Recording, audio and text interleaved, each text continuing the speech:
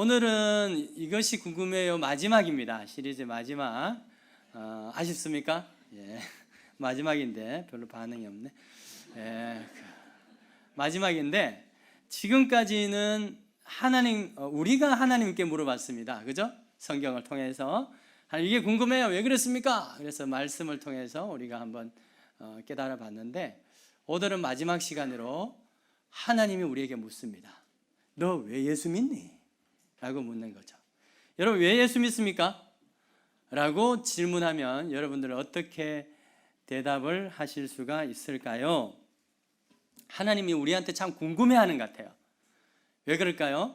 어떤 사람은 정말 너가 예수 믿는 것 같구나 라고 생각되는 분도 있을 거고, 어떤 분은 오랫동안 예수 믿는다고 하는데 도대체가 너는 왜 예수 믿니? 라고 하는 생각이 드는 사람도 있을까요? 없을까요?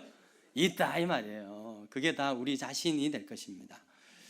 여러분, 예수를 왜 믿습니까? 라고 하는 질문은 왜 예수 믿는 목적이 뭡니까? 라고 하는 질문이 될 것입니다. 조금 더 구체적으로 우리가 좀 질문을 바꿔보면 이것입니다. 내가 예수 처음 믿을 때, 처음 교회에 오게 되었을 때 무슨 생각을 가지고, 무슨 의도를 가지고, 무슨 목적을 가지고 교회에 오기 시작했고, 무슨 유익을 위해서, 무엇을 위해서 예수 믿기로 결정을 하셨는가라고 하는 것입니다. 아마 대부분 이럴 것입니다. 예수 믿으면 내 가정이 좀 잘 되고, 사업이 잘 되고, 또 자녀가 잘 되고, 내 건강이 좀 더 잘 되고, 그런 이유로 예수 믿지 않았을까 생각을 하는데, 여러분, 그렇게 생각하셨다면 정말 잘 선택하셨습니다. 아멘. 네, 아멘. 왜요? 우리가 예수 믿으면 일도 잘 되고, 또 자녀도 잘 되고, 영육간에 강건하게 되는 그런 복을 누리게 될 줄 믿습니다. 여러분, 그런데 이것은 예수 믿게 되면 얻는 선물입니다. 선물인데, 이것이 많은 분들은 이것이 목적이 되어 있다라고 하는 부분에서 약간 여러분들 차이를 가지셔야 될 것입니다. 물론 예수 처음 믿을 때 주님은 우리에게 선물을, 처음 믿을 때는 우리가 주님께서 우리에게 선물을 주시기를 바라고, 또 주님도 우리의 그 믿음의 수준을 알기 때문에 그러한 선물을 주십니다.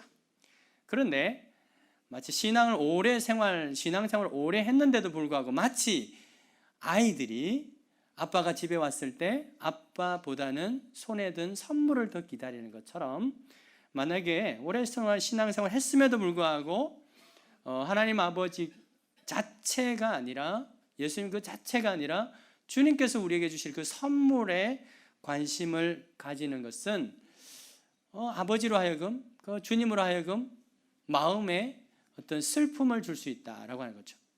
우리 애가 다 컸는데도 불구하고 여전히 자녀들이 부모를 보면서 뭔가 선물을 기대할 때, 또 자라면은 선물 사이즈가 좀 액수가 커지잖아요. 내용도 커지고, 아버지 집 선물해 주세요, 땅 선물해 주세요, 옛날에 요만한 거 하다가 나중에 차 선물해 주세요, 이런 걸 요구할 때 아버지의 마음이 어떻게 되겠어요? 내가 이놈 자식 이러려고 내가 키웠나, 이런 자괴감이 들지 않겠습니까? 우리의 신앙생활도 혹시 그렇지 않을까요? 하나님께서 우리에게 신앙이 어릴 때는 선물을 주시지만, 성장했을 때는 우리가 예수 믿는 목적이 하나님 그 자체, 주님 그 자체였으면 좋겠는데, 여전히 주님께서 나에게 주실 그 선물에다가 목적을 두고 있다면 주님의 마음이 얼마나 슬플까요? 자, 그러므로 우리가 우리 자신의 어떤 신앙의 현주소, 그것을 다 고려한다 치더라도, 우리 다 믿음의 수준들이 다 다를 것입니다. 그것을 고려한다 치더라도 정말 우리가 궁극적으로 우리가 예수를 왜 믿는지, 그것에 대해서는 바로 알고, 또 그 목적을 향해서 우리가 끊임없이 노력하고 추구할 필요는 있다라고 하는 점에서, 오늘 우리가 왜 예수를 믿는지, 그것에 대해서 우리가 현재 그런 분도 있을 것이고, 그렇지 않은 분들은 그것을 깨닫고 예수 믿는 목적, 왜 예수 믿는지를 다시 한번 정립해 주시기를 바랍니다. 여러분, 다시 한번 물어봅시다. 여러분은 왜 예수 믿으십니까? 우리 옆에 분 한번 물어볼까요? 왜 예수 믿습니까? 왜 예수 믿습니까? 이 첫 번째 대답하셨나요? 아마 첫 번째 대답은 다 이럴 것입니다. 예수 믿고 뭘 받아요? 구원받기 위해서. 빙고. 예. 예수 믿고 구원받기 위해서라고 합니다. 여기서 한 가지 더 붙이기도 합니다. 예수 믿고 구원받아 어디 가기 위해서? 천국 가기 위해서라고 하는데, 이 대답이 약간 뉘앙스가 조금 의심의 여지가 있다라고 하는 것이죠. 우리가 보통 예수 믿고 구원받아 천국 간다라고 하면 이 현실의 도피처로서의 어떤 천국, 제가 몇 번 말씀드렸습니다. 그런 점에서 천국 간다. 그 천국을 생각하면 고달픈 현실과 대조되는 어떤 장소에서 천국을 우리는 생각하게 되죠. 그래서 예수 믿고 구원받아 천국 간다라고 하는 것은 이 대답이 온전치 못하다. 틀린 대답은 아닌데 온전치 못하다라고 볼 수 있습니다. 예수는 분명히 이렇게 말씀하셨어요. 누가복음 19장에 보면 인자가 온 것은 잃어버린 자를 구원하려 함이라. 인자가 이 땅에 오신 목적이 뭐냐? 잃어버린 자를 구원하려 함이라. 예수님이 이렇게 말씀하지 않았어요. 인자가 온 것은 잃어버린 자를 구원해서 천국 보내기 위함이다 라고 하지 않고 그냥 구원하기 위함이다 라고 말씀하셨어요. 여러분, 예수님께서 이런 목적으로 오셨다면 우리가 예수 믿는 목적도 동일해야 되겠죠. 근데 예수님께서, 그렇다면 이제 우리가 만약에 예수님께서 우리를 구원해서 천국 보내기 위해서 이 땅에 오셨다면 어떤 일이 발생해야 될까요? 이런 일이 아마 발생해야 될 겁니다. 자, 예수 믿었어요. 안 믿던 사람 예수 믿었어요. 구원받았죠. 만약 구원받는 것을 세례라고 봅시다. 우리 세례라고 봐요. 구원받고 세례를 딱 받았어요. 세례를 받는 순간 이 사람은 꼴깍 죽어야 돼요. 왜? 죽어야 어디 가요? 천국 가니까. 그죠? 만약에 예수님께서 오신 목적이 이 사람을 구원시켜서, 잃어버린 자를 구원시켜서 천국 보내는 게 목적이라면 세례 딱 받는 순간 이 사람은 꼴깍 죽고 천국 보내야 되죠. 그건 예수님 목적이니까. 근데 예수님 그렇게 말씀하지 않았어요. 이런 자를 구원하려 함이라 라고 하셨죠. 자, 그렇다면 구원은 뭘까요? 그러면 궁극적으로는 천국 가는 건데 구원이 뭘까? 여러분, 구원은 도대체 뭔가? 복음서에서 예수님께서 말씀하시는 이 구원은 죽어서 천국 가는 것보다 더 많이 강조하고 있는 것은 뭐냐 하면 이 땅에서의 구원입니다. 예수님께서 천국에 대한 많은 비유를 말씀하고 있는데 그것도 죽어서 가는 그 천국이 아니라 이 땅에서의 그 비유의 내용은 뭐냐면 죽어서 가는 그 천국에 대한 것이 아니라 그 천국의 성품을 말하는 것이고 그 천국의 성품이 이 땅에서 이루어지기를 바라는 내용이 바로 천국 비유이죠. 그러니까 이 땅에서 천국을 삶을 살아가는 것이 바로 구원의 시작이며 그래서 죽어서 가는 곳이 바로 구원의 완성이라고 하는 것입니다. 자, 그렇다면 이 땅에서 천국의 삶을 살아가는 구원의 삶, 이 구원의 삶은 도대체 어떤 것인가? 자, 예수 믿는 이유는 구원받기 위한 것인데 그렇다면 구원받은 저와 여러분 다 구원받으셨습니까? 아멘? 구원받으셨어요? 아, 구원. 그러면 구원받는 삶은 도대체 어떤 삶이냐? 라고 하는 것이 바로 오늘의 첫 번째 예수 믿는 목적입니다. 그 존 스토트 목사님은, 여러분 잘 아시는 존 스토트 목사님은 구원에 대해서 현대적 용어로, 우리 지금 현대적 용어로 가장 잘 표현한 말이 뭐냐? 따라합시다. 자유하는 것이다. 예수 그리스도의 은혜에서 구원받는 것은 바로 자유롭게 되는 것이다. 무언가로부터 자유롭게 되는 것이다 라고 강조하고 있습니다. 여러분, 이 자유라고 하는 것은요, 기독교 교리에서 굉장히 핵심적인 용어입니다. 오늘 읽으신 말씀, 바로 그 말씀이죠. 예수님이 그렇게 말씀하고 있어요. 요한복음 8장 31절, 우리 읽으신 말씀 다시 한번 보십시다. 너희가 내 말에 거하면 참으로 내 제자가 되고, 이게 뭐예요? 구원받은 사람이 되고 말이죠. 구원받은 내 제자가 되고 진리를 알지니 진리가 너희를 뭐하게 되죠? 자유롭게 하리라. 36절 그러므로 아들이 너희를 자유롭게 하면 너희가 참으로 뭐하게 되리라? 자유로우리라 라고 말하죠. 그러니까 우리가 예수 믿는 이유가 뭐라는 겁니까? 구원받아서, 따라합시다. 구원받아서 자유케 되는 것. 이렇게 사는 것이, 이 자유 안에서 사는 것이 바로 하나님 나라의 삶이라고 하는 것이죠. 그리고 천국 가면 진짜 무한한 그러한 자유의 삶을 살게 되는 것이 바로 천국입니다. 자, 그렇다면 다시 한번 질문합시다. 예수 왜 믿느냐? 구원받기 위해서. 그 구원은 뭐냐? 자유롭기 위해서. 그러면 무엇으로부터 자유롭게 되는 것이냐? 세 번째, 이 질문이 이렇게 단계 들어가는 거예요. 여러분, 무엇으로부터 자유롭게 되는 것일까요? 예수님께서 분명히 말씀하셨죠. 이것에 대해서는 예수님께서는 분명히 말씀하셨습니다. 우리가 올 한 해 동안 꾸준히 살펴본 누가복음이 있습니다. 누가복음 4장에 보면 이렇게 말씀하세요. 가난한 자에게 복음을 전하시고 내가 기름을 부으시고 나를 보내신 그 이유는 뭐죠? 포로된 자에게 자유를, 그죠? 보지 못하는 자에게 보게 함을. 보지 못하는 것도 이게 자유롭지 못하는 거죠. 그것도 자유하는 거예요. 눌린 자에게 뭐 하게 하고 자유롭게 하고라고 되어 있습니다. 포로된 자에게 자유를, 그리고 보지 못하는 것을 보게 하고 눌린 자에게 자유를. 여러분, 예수님은 포로되고 억눌린 자를 자유롭게 하기 위해서 오셨다라고 하고 있습니다. 여러분, 이 땅의 삶이 지옥처럼 여겨지는 그 이유가 뭘까요? 무언가의 포로 상태로 있기 때문에, 사로잡혀 있기, 무언가에 눌려 있기 때문에 여러분, 그곳이 지옥처럼 여기지 않습니까? 여러분, 가정은 천국이십니까? 아니면 지옥처럼 여겨지십니까? 그 지옥처럼 여겨지는 이유가 뭡니까? 뭔가에 눌려 있는 거예요. 뭔가에 사로잡혀 있는 거예요. 여러분, 지금 현재 삶 자체가 천국입니까? 지옥입니까? 지옥처럼 여겨지는 사람들은요, 뭔가에 눌려 있어요. 뭔가에 사로잡혀 있어요. 뭔가에 포로되어 있단 말이에요. 각종 뭔가에 중독되어 있거나 포로되어 있거나, 이것을 끊지 않으면 이것 없이는 절대 살지 못하는 것, 이런 것이 다 포로되어 있는 것이거든요. 거기서 자유롭지 못한 거거든요. 자식이 나를 사로잡고, 뭐 물질이 없으면 가난이 우리를 누르고 억누르고, 이런 것들 때문에 우리 다 지옥처럼 여겨지는 것입니다. 여러분, 우리로 하여금 자유롭지 못하고 우리를 사로잡고 억누르려고 하는 것 많이 있습니다만, 이 많은 것들을 세 가지 카테고리를 한번 압축시켜 볼게요. 시제로서 세 가지 카테고리는 뭐냐면 과거, 현재, 미래에 대한 것입니다. 우리는 과거에 사로잡혀 있습니다. 과거에 무언가에 억눌려 있는 사람들이 많아요. 그래서 자유롭지 못한 거예요.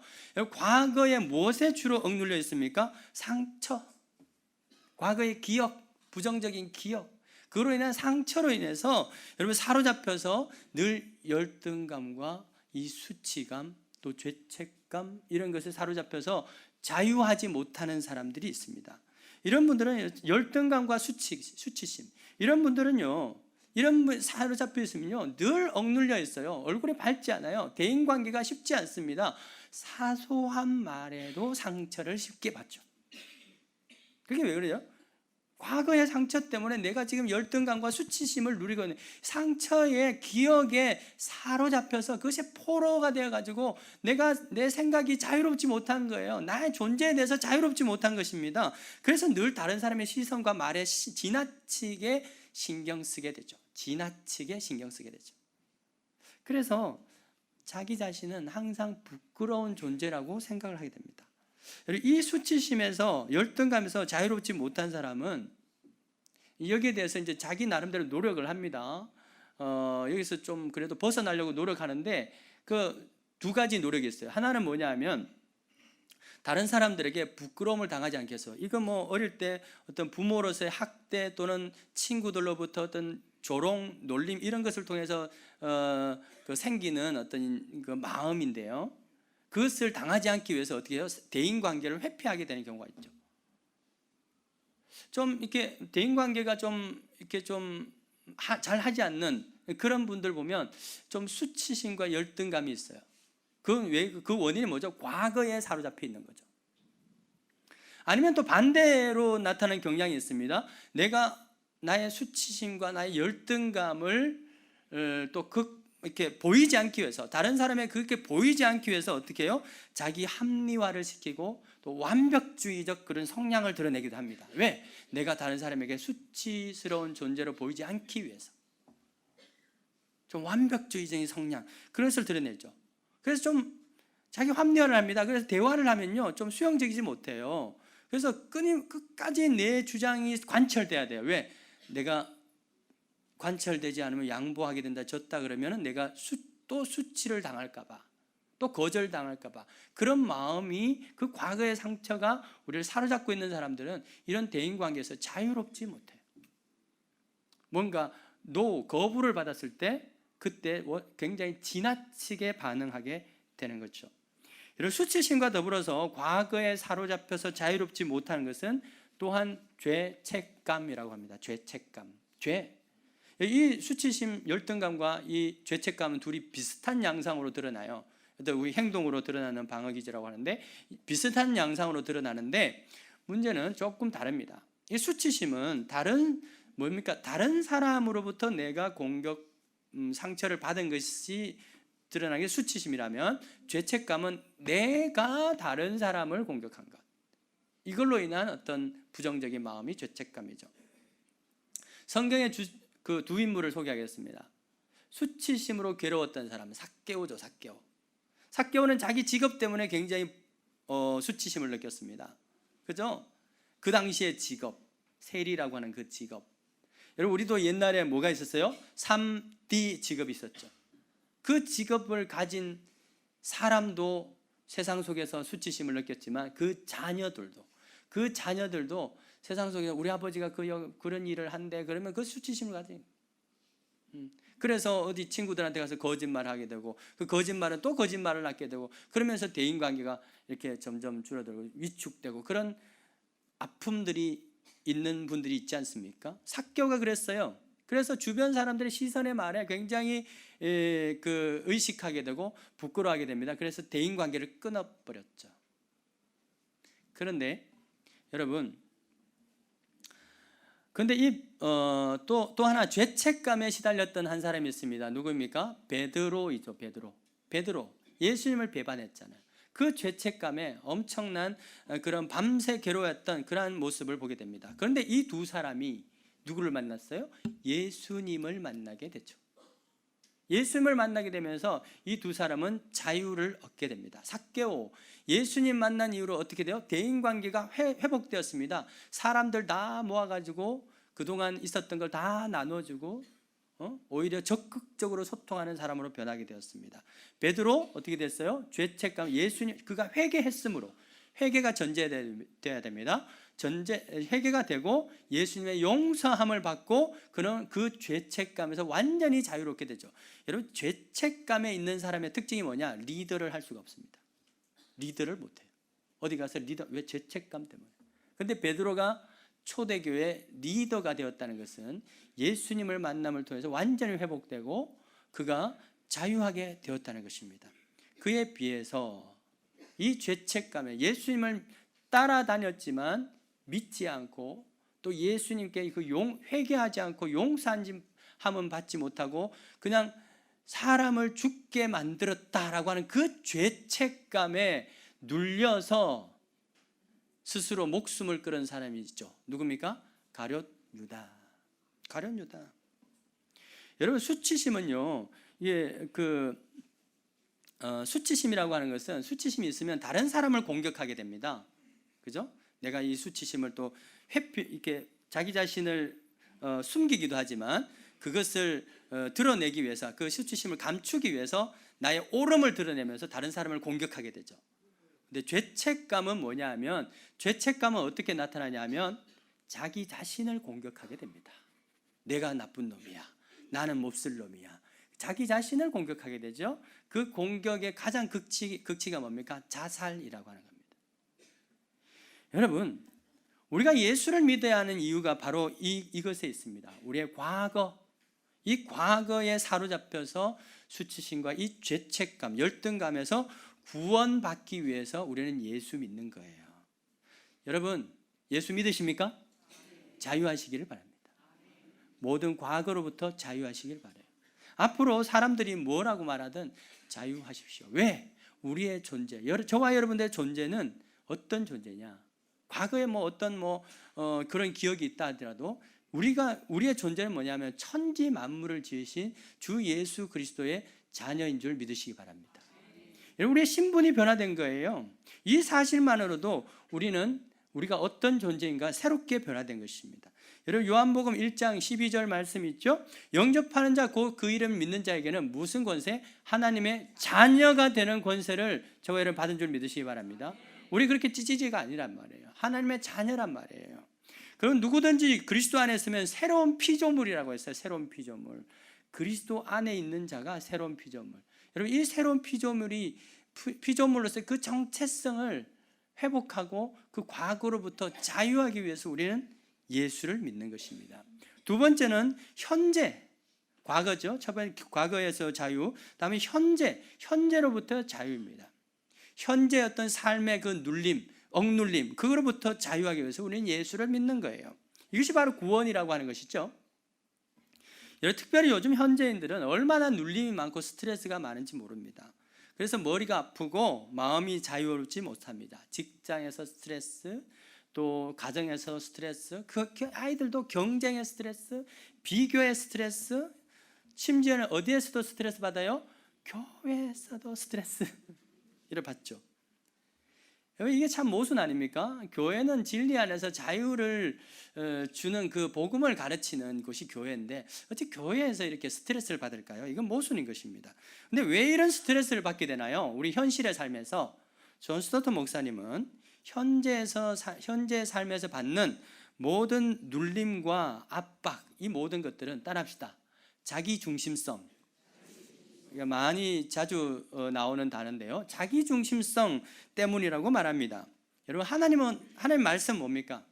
먼저 하나님을 사랑하고 다음 누구를 사랑해요? 이웃을 사랑하라 라고 하는 그 순서를 딱 매겨놨습니다. 그죠? 처음 하나님 사랑하고 이웃 사랑하고 그리고 내 자신을 사랑하고, 이 순서인데 이것은 뭐냐? 내 자신을 사랑하지 말라는 게 아니에요. 결국 이 모든 것들이 이런 순서를 지켜갈 때 결국은 그것이 나를 사랑하는 것이 되는 것입니다. 그런데 죄라고 하는 것이 뭐냐? 바로 이 순서를 바꾸는 거죠. 이 순서. 하나님 사랑, 이웃 사랑, 나 사랑이 아니라 자기 중심성, 나를 먼저 사랑하려고 하는 것. 바로 그것이 죄라고 하는 것입니다. 내가 먼저라고 하는 거예요. 특별히 수치심이 있는 사람, 그런 열등감이 있는 사람, 내가 먼저라는 것입니다. 회피가 아니라 내가 먼저 세워짐으로써 그 열등감을 보이지 않으려고 하는 것, 내가 먼저라고 하는 것이죠. 이런 자기중심성에 빠져있는 사람의 삶은 얼마나 힘들고 스트레스가 되는지 몰라요. 모든 것이 내 중심이 돼야 되고 내가 1등이 돼야 되고 내가 먼저 해야 되는데 남이 막 하고 있으니까 그게 마음에 안 드는 거죠. 오늘 주보 한번 보십시오. 주보 보시면 지난주에 나도 바구니 냈는데 왜 차지해만 맨날 차지해? 이러면서 왜 이상은 조혜양 집사만 이렇게 줘라고 하는 마음이, 목사님은 이 사람만 좋아하나? 저는 결과만 통보받았을 뿐이에요. 여러분들 절대 제가 개입하지 않았습니다. 여러분 이런 생각들이 뭐예요? 그냥 우리가 함께 나눔을 하면서 하면 되는데 우리 자기 중심성이 있을 때 이런 것 하나도 스트레스가 되는 거야. 왜 나는 안 주냐고. 그래서 교회 와가지고 이런 것들 때문에 스트레스를 받는다 이 말이에요. 참 모순 아니겠습니까? 여러분 예수님 바로 이런 사람들에게 자유를 주기 위해서 십자가에 죽으셨어요. 바울이 이렇게 고백하죠. 고린도후서 5장 15절 보십시다. 그가 모든 사람을 대신하여 죽으심은 살아있는 자들로 하여금 다시는 그들 자신을 위해서 살지 않고, 다시는 그들 자기 중심성으로 살지 않고 오직 그를 대신하여 죽었다 살아나신 주 예수 그리스도, 그 주님을 위해서 살게 하려 함이라. 여러분 결국 자기를 위해서 살지 않고 주님을 위해서 살면 어쨌든 자유하게 된다는 거예요. 현실의 삶에서 자유하게 된다는 것입니다. 모든 일을 주님의 한 예를 들어 봅시다. 지난주에 우리가 감사 바구니를 냈습니다. 이건 누구를 위해서 낸 겁니까? 주님의 영광을 위해서. 이것이 다 지역 주민에게 나눠질 때 그래도 신용산교회 좋네 라고 하는 그것이 뭡니까? 주님의 영광을 드러내는 거잖아요. 그거면 족한 거 아니겠습니까? 그건 족한 것입니다. 그러면 주님의 영광을 위해서 우리 모든 일상생활의 일도 주님의 영광을 위해서 하면 스트레스 받을 일이 없습니다. 여러분, 가령 예를 들면 이거죠. 내가 성실하게 회사에서 어떤 그 일상생활에서 내가 성실하게 최선을 다해서 어떤 좋은 열매를 거뒀어요. 그런데 이런 경우 많죠. 그 이득을, 그 열매를 옆에서 싹둑 가져가는 경우가 많죠. 그럴 때 뭐 받아요? 열받죠. 그렇게 열받습니다. 자기중심성 사람은 그럴 때 심하게 열받습니다. 그런데요, 이러한 것들도 주의 영광을 위해서 사는 사람은 이러한 상황도 자유할 수가 있습니다. 아, 그래, 오케이. 내 덕분에 당신이 이득을 봐서 기쁘다면 나도 기뻐요. 할렐루야. 이게 자유한 거 아닙니까? 내 덕분에 당신이 이득을 봐서 당신이 기뻐하면 나는 기뻐요. 여러분, 이것이 가장 적극적으로 더 온전하게 적용되어야 될 관계가 누구 관계인가요? 부부 관계죠. 부부 관계. 부부는 둘이 한 몸, 일심동체란 말이에요. 하나님이 한 몸 되게 하셨는데 이상하게도 부부 관계도 보면 서로 경쟁해요. 네가 맞니? 내가 맞니? 그것 때문에 자존심 싸움하고. 이게 뭐예요? 자기중심성이죠. 그러나 하나님의 원리는 그렇지 않아요. 돕는 배필로서 내가 당신을 도와서 당신이 좋아지면 내가 행복해요. 그런 관계가 될 수 있기를 주의 축원드립니다. 이게 바로 자유하는 거예요. 자유. 현실의 삶에서 누리지 않고 자유하는 것입니다. 여러분, 이 주의 영광에서 살면 교회 안에서도 스트레스 받을 일이 없습니다. 바울이 뭐라고 말하죠? 빌립보서 1장 15절. 어떤 이들은 투기와 분쟁으로, 어떤 이들은 착한 뜻으로 그리스도를 전파하니 18절에 보면 그러면 무엇이냐? 거칠애로 하나 참으로 하나 무슨 방도로 하든지 전파되는 것은 뭐라고요? 그리스도니 이로써 나는 기뻐하고 또 기뻐하리라. 교회에서 어떤 섬기면서 제일 스트레스 되는 게 뭐냐 하면 이 사소한 것 때문에 이게 맞다 저게 맞다 끝까지 주장하다가 스트레스가 되는 거예요. 우리도 다 죄인이기 때문에 이 안에서 분쟁이 있을 수 있어요, 없어요? 있다 이 말이에요. 있어요. 투기도 하고 분쟁할 수 있습니다. 근데 어떤 사람은 정말 좋은 뜻으로 하기도 하고 어떤 사람은 시기심 또는 경쟁심으로도 하기도 할 수 있다고 하잖아요. 지금 빌립보서 보면 그럴 수 있다는 거예요. 그러나 항상 우리의 결론은 어떻게 나야 된다고요? 이렇게 하나 저렇게 하나 결론은 그리스도의 전파하는 것으로 나면 되는 거예요. 그 결론은 그리스도가 전파되는 것으로 되어야 뭐야 되는 거예요? 하나가 될 수 있다는 겁니다. 투기도 할 수 있고 시기도 할 수 있는 거예요. 우리 죄인인데 다 인간이라 어떻게 처음부터 완벽하게 그럴 수가 있겠습니까? 그러나 그것이 심화될 때 이게 정말 그리스도가 전파되는 것이냐, 이것이 정말 주님의 영광을 위한 것이냐 라고 하는 것에서 합일점을 이루게 되면 여러분 거기서 모든 눌림과 스트레스가 사라지게 되는 것이죠. 그렇기 때문에 우리가 예수 믿는 이유는 바로 이러한 현실적 삶에서 자기중심성에서부터 자유하기 위해서입니다. 그것을 위해서 예수님이 근본 하나님이시지만 본체 하나님이시지만 하나님과 동등됨을 취하지 않으시고 종의 형체를 취하시고 또 십자가에 죽기까지 복종하신 줄 믿으시기 바랍니다. 여러분, 그 예수님을 만나야 우리는 스스로 내려놓을 수 있으며 겸손할 수 있으며 모든 분쟁과 투기에서 자유할 수 있다라고 하는 것이죠. 세 번째, 우리를 자유롭게 하지 못하는 세 번째 것은 첫 번째 우리가 현재를 말씀드렸습니다. 자유에 관해서 구원입니다. 구원은 자유를 줍니다.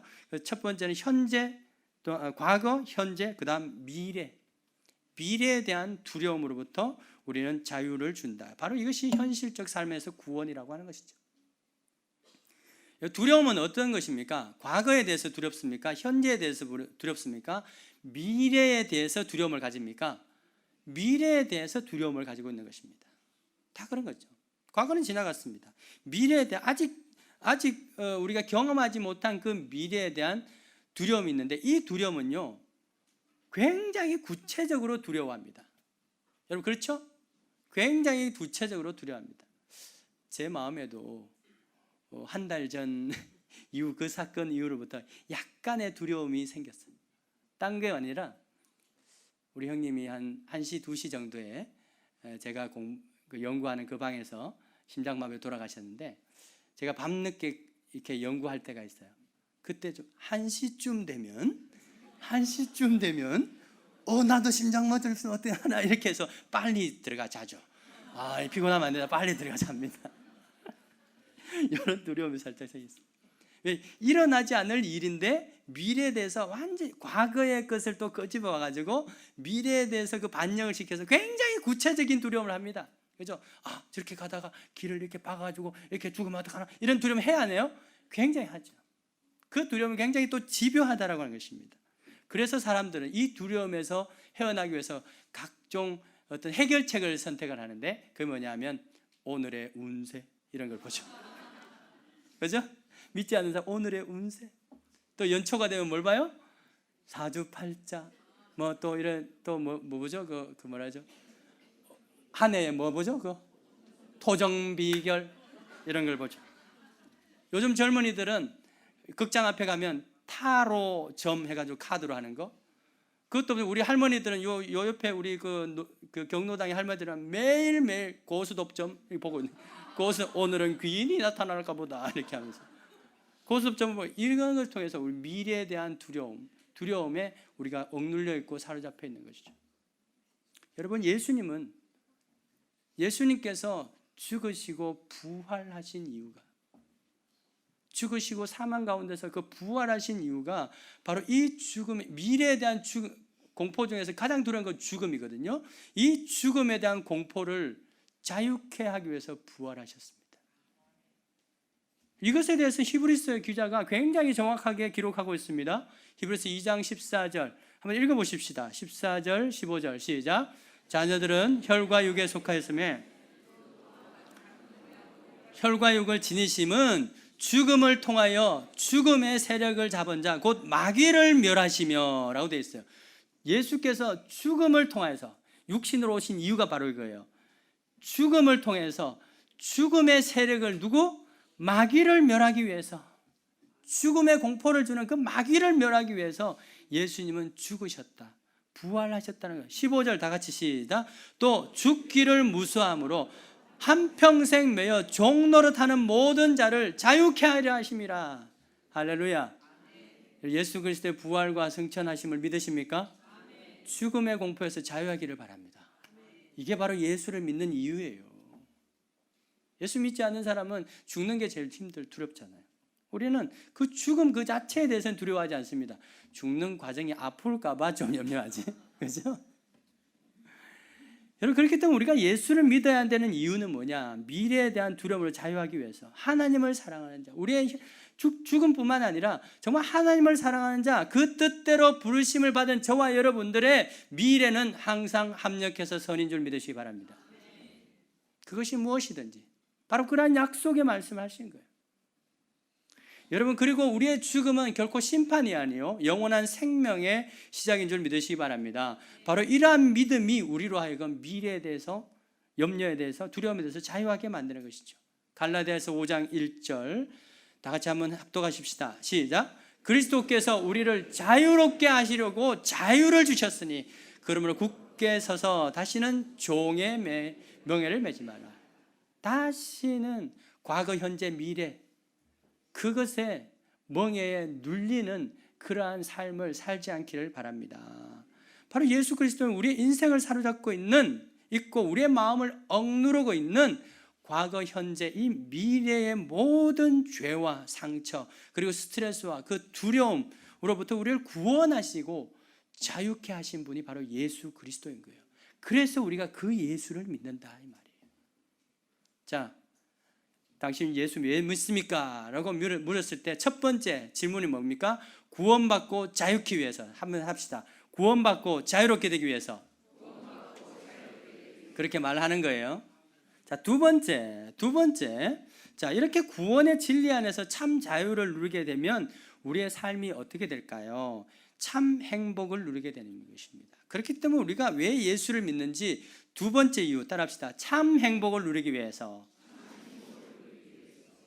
여러분 주님은 우리를 구원하신 이유 참 행복을 누리기 위한 삶을 살게 하기 위해서입니다. 신명기 33장 29절 한번 읽어보십시다. 시작. 이스라엘이여 너는 행복한 사람이로다. 여호와의 구원을 너같이 얻은 자가 누구냐라고 해서 너가 구원받은 자가 구원받았기 때문에 행복한 사람이래요. 여러분, 행복은 결코 여기서 말하는 행복은 세속적인 행복을 말하는 것이 아닙니다. 하나님이 우리를 구원하신 그 이유가 우리를 참 행복을 주기 위해서. 다윗이 이렇게 고백을 합니다. 시편 31편 1절에 허물의 사함을 받고 자신의 죄가 가려진 자는 복이 있도다. 여러분, 여기서 이 복이라고 하는 것도요, 아까 신명기 33장에 나오는 이 행복으로 번역된 그거와 동일한 단어예요. 하나님의 그 축복하고 하는 단어와 행복이라는 단어가 좀 다른 단어를 쓰고 있는데, 신명기 33장에 이 행복이라고 하는 단어가 바로 허물의 죄 사함을 받은 자는, 바른 자는 행복하도다. 다윗이 얼마나 죄가 많습니까? 그 죄책감에 눌려있던 사람, 하나님 구원받고 거기서 자유하게 되니까 어떤 삶을 누리게 됐다? 참 행복을 되찾게 되었다. 잠언 16장 20절 보십시다. 삼가 말씀에 주의하는 자는 좋은 것을 얻나니 여호와를 의지하는 자는 여기도 행복이 있느니라. 행복이 있느니라. 이게 무슨 말이냐면, 말씀에 따라서 조심해서 사는 자, 말씀에 따라서 사는 사람은 좋은 결과를 얻게 되고, 여러분 좋은 결과를 얻으시기를 축복합니다.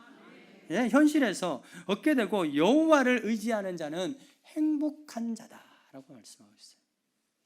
이처럼 하나님은 우리를 행복하기를 원하십니다. 고난이라고 하는 건요, 그리스도의 이 복음의 본질이 아닌 거예요. 그 고난의 과정이 있죠. 그러나 복음의 본질은 뭐냐면, 우리가 구원받고 자유함을 받고 모든 것을부터 자유함을 받고 우리의 삶이 주 안에서 행복하게 사는, 진짜 참 행복을 말하는 거예요. 예수님은 우리가 행복할 수 있는 비결을 8가지로 말씀해 주고 있습니다. 그것이 바로 팔복이에요. 여기서 복이 있나니라고 기록된 헬라어 마카리오스는요, 히브리어로 딱 번역하면 행복이라고 그렇게 번역이 돼요. 히브리어로 행복이라고. 팔복은 이런 뜻입니다. 그래서 심령이 가난한 자는, 원래 이렇게 해석하는 것이 맞아요. 심령이 가난한 자는 행복하다. 왜냐하면 천국이 저희 것이기 때문이다. 애통하는 자는 행복하다. 왜? 그들이 위로를 받을 것이기 때문이다. 온유한 자는 행복하다. 왜? 땅의 기업을 받았기 때문에. 이것은 영향력이 넓어진다는 뜻입니다. 또 의에 줄이고 목마른 자는 행복하다. 그가 배부를 끼시기 때문이다. 긍휼히 여긴 자는 행복하다. 긍휼히 여김을 받을 것이기 때문이다. 마음이 청결한 자는 행복하다. 왜요? 하나님을 볼 것이기 때문이다. 우리의 마음이 청결하지 못하기 때문에 하나님 대신 딴 게 보이는 거예요. 그러니까 눌리고 사로잡히고 행복하지 못한 것이죠. 화평케 하는 자는 행복하다. 왜? 하나님의 아들이라 일컬음을 받을 것이다. 왜? 예수님께서는 화평의 왕으로 오셨죠. 화평케 하려면 어떻게 돼야 돼요? 내 것을 손해봐야 되죠. 그것은 억울한 게 아니에요. 오히려 그것이 행복할 수 있는 길이라고 주님은 가르쳐 주고 있습니다. 이것에서 자기중심성에서 해방되고 자유케 되는 사람만이 이 행복을 누릴 수가 있는 것이죠. 의를 위해서 핍박을 받는 자도 행복하다. 왜? 천국이 저희 것이기 때문이다. 여러분, 이러한 행복은 누구만이 주실 수 있는 것이에요? 예수 그리스도. 믿으십니까? 그래서 우리는 예수를 믿는 거예요. 이런 참 행복은 누구만 줄 수 있느냐? 예수 그리스도. 여러분, 이런 우리 신용산교회가 바로 이러한 행복을 제공하는 공동체가 되기를 소망합니다. 그것이 바로 우리가 왜 신용산교회를 와야 되느냐, 그 이유에 있다 이 말이에요. 세상에 많은 교회들이 있는데 왜 굳이 신용산교회에 와야 되느냐? 그 이유는 뭐냐? 그 교회 가니까 왠지 행복해지더라. 할렐루야. 그 교회 가니까 뭐 완벽하진 않지만 그래도 내 마음에 행복함이 있더라 라고 하기 때문에, 그래서 그렇지 않으면 우리 교회 올 필요 없어요. 더 행복하게 해주는 교회로 가시면 돼요. 여러분, 마지막 세 번째. 첫 번째는 뭡니까? 구원받아서 자유함을 얻기 위해서. 두 번째는 뭐죠? 참 행복을 누리기 위해서. 우리 예수 믿습니다. 그죠?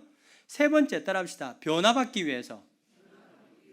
그러니까 이렇게 말해요. 왜 예수 믿습니까? 하나님께 구원받아서 자유롭고 자유함을 받고 행복함을 받기 위해서, 그리고 내가 변화받기 위해서, 이렇게 대답하시는 거예요. 앞으로 아시겠죠? 자, 변화되기 위해서 우리는요, 누군가를 정말 사랑하고 그를 믿는다면 그를 따라하고 흉내내고 싶어 합니다. 그죠? 누굴 정말 사랑하고 누굴 정말 믿고 의지한다면 그 사람처럼 되려고 노력하죠. 그 반대로 내가 정말 그 사람처럼 되려고 하고 따라하려고 하는 그런 변화를 시도하고 있지 않다면 나는 그 사람을 진짜 믿고 따르고 사랑하는 것이 아니게 되는 거죠. 이게 바로 행위와 믿음 그 사이에 어떤 그 아주 긴밀한 관계성을 말하는 것입니다. 믿는다면 그 사람을 따라하는 것이죠. 무속적 어떤 기복신앙은 뭡니까? 주변의 환경과 주변의 사람들이 변화되기를 끊임없이 기복하는 것이 바로 무속신앙입니다. 그러나 예수를 믿는 목적은 무엇이냐? 내가 예수님처럼 변화되기 위해서. 할렐루야. 여러분, 내가 예수님처럼 변화되기 위해서, 그래서 예수 믿는 거예요.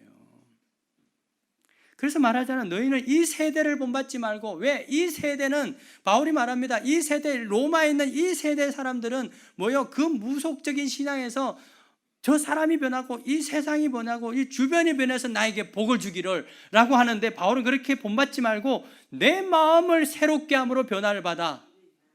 내 변화. 그래서 하나님의 선하시고 기뻐하시고 온전한 뜻이 무엇인지 분별하는 그러한 변화, 결국 나의 변화를 말하는 것입니다. 여러분, 오늘 우리가 예수 믿는 세 가지 이유에 대해서 살펴봤어요. 예수님 우리가 믿고 우리가 예수 믿고 구원받아서 과거, 현재, 미래에 대해서 눌림으로부터 자유케 되기 위해서 예수 믿으십니까? 예수 믿고 예전보다 덜 스트레스 받고 정말 이 현실의 삶에서 더 행복해지기 위해서 예수 믿으십니까? 세례문답하는 것 같아요. 예수 믿은 이후로, 여러분, 예수 믿은 이후로 매일매일 삶의 변화를 위해서 예수 믿으십니까? 만약 그러시다면, 정말 그러한 열매가 있다면 그런 분들은 정말 예수 잘 믿으신 거예요. 그런데 아직도 그렇지 못하고 자유하지 못하고 참 행복입니다. 참 행복을 누리지 못하고 내 삶에 예수 믿어서 전혀 변화가 없다면 예수 잘 못 믿은 거예요. 우리 좌우에 있는 분들 권면하십시다. 예수 잘 믿읍시다. 예수 잘 믿읍시다. 예수 잘 믿읍시다. 여러분, 예수 잘 믿고 구원받아서 자유하시고 더 행복하시고 날마다 새로워지는, 변화되는 우리 인생 될 수 있기를 주 여러분을 축원드립니다. 오늘 이 찬양이 바로 그러한 내용입니다. 그러한 내용을 우리의 기도를 담고 있습니다. 우리 찬양으로 함께 기도하십시다. 신실하게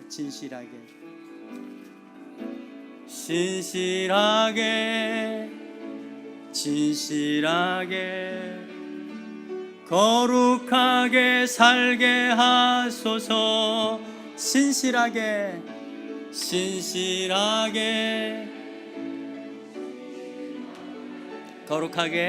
거룩하게 살게 하소서. 하나님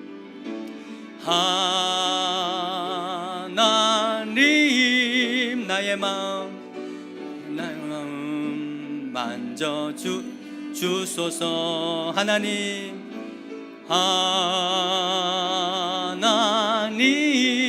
나의 영혼 새롭게 하소서. 신실하게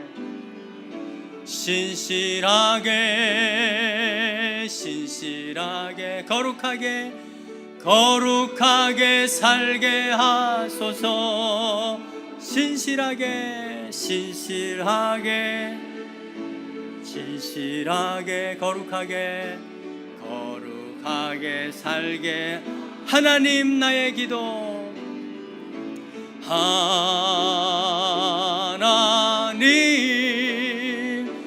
나의 기도 들어주소서. 하나님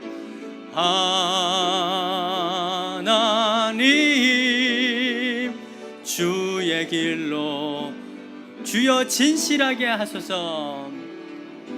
주여 진실하게 하소서. 오늘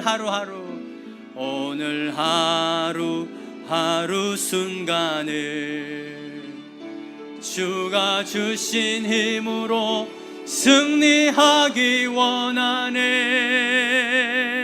주여 나를 진실하게, 주여 겸손하게, 주여 겸손하게 하소서. 오늘